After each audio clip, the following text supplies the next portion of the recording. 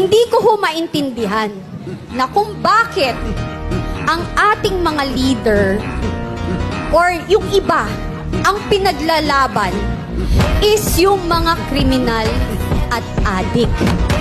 Bakit ho hindi nila ipaglaban din yung mga katulad kong biktima na mga adik?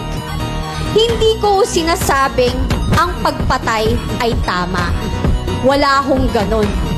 Pero sinasabi nilang may due process dapat nung pinili na magkaroon daw ng sinasabi nilang EJK. Bakit ho? Yung hubang 2 taon or 5 taon na naghahasa ng isang drug addict, nagkaroon din huba ng due process? Hindi, di ba?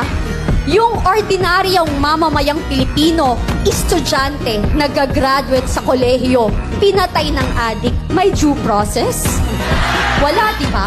So kaya kayo dyan, kayo, nang sinasabi nyo, you are after for human rights, tigilan nyo po kami. Kasi kung human rights, mas binibigyan nyo ng pansin yung mga biktimang bata, kababaihan, at mga biktima ng pinapatay ng mga drug addict at nasirang buhay ng mga drug pusher and dealers. Hindi nanginginig ako kasi pag